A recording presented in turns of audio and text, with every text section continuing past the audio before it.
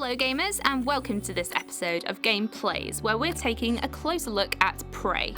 Our good friends at Bethesda recently invited me down to their swanky London offices to trial out their latest pairing with Arcane Studios. After their most recent collaboration went down so well in the form of Dishonored 2, achieving critical acclaim across the board and heading for prized Game of the Year status, Prey has a lot to live up to.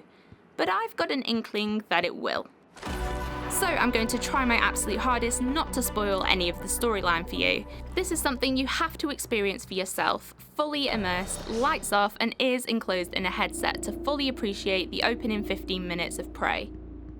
But the lowdown is that you, as Morgan Yu, and yes that means either male or female, which is awesome, are subjected to morally questionable experiments designed to improve the human race. Once you start the test, just do whatever comes natural. Don't overthink it. Dr. Bellamy's going to walk you through the process. You're in good hands. Don't worry, you've consented to this, but something's off. Something's wrong.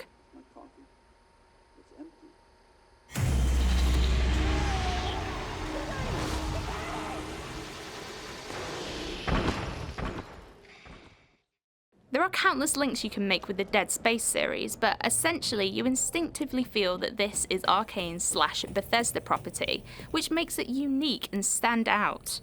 A personal favourite aspect of mine is that you're able to interact with everything. Not a fan of that, well, pick it up and lob it across the room. Why not? Toilet looking a bit grubby? Then give it a flush and watch that water swirl away. And a major part in revealing smaller stories entwined in the main narrative are the countless notes, books, emails, and signs that piece together the goings-on in the background. The sci-fi setting ensures that interacting with computers and elevators is modern, intuitive, and seamless. It's never a chore reading these transcripts. You desperately want to find out more.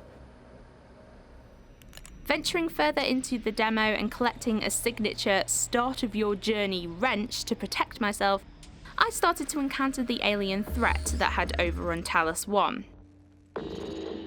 Combat feels weighty. Although the wrench was the first and weakest weapon, it still felt like I was grasping a solid hunk of metal that, with a few hearty swings, I could batter mimics with. I feel like myself and Mr. Wrench will be very acquainted in the full game. Ammo is sparse and puts you in full survival mode rather than spray and pray. Pray.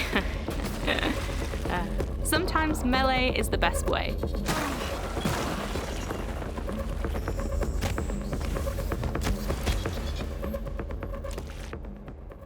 Now, people, let's talk about sound design for a second. Music and sound effects are essential to pulling off the perfect atmosphere. Audio is something Prey has perfected right from the very start.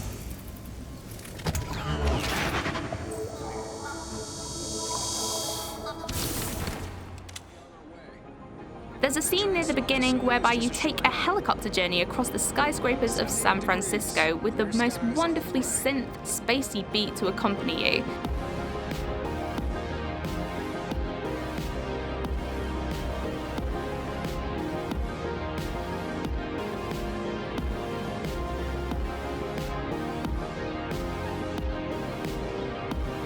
I found myself smiling and nodding my head to the bass, gazing out to the credits being embedded within the landscape. Ugh, pure awesomeness. This is consistent with sound effects too. The satisfying crunch when you whack your wrench against a mimic is ideal. The machine-like boops and bleeps that echo around the station feel realistic for the time era that Prey is set in. This all adds to you being completely absorbed into the game. The immersion factor on this game is insane. I was at the demo event for around 2 hours, and I can honestly say, hand on heart, it felt as though I was only playing for 30 minutes. I can easily see myself spending days and days on Prey and not once getting bored.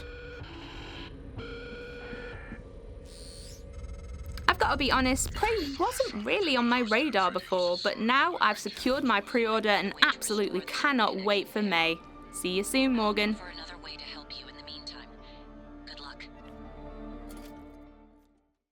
If you guys are interested in Prey, why not check out our game exclusive? Along with the game, you'll get a steelbook featuring both genders of Morgan Yu and the awesome soundtrack. There's a link in the description below for more details. Goodbye, gamers!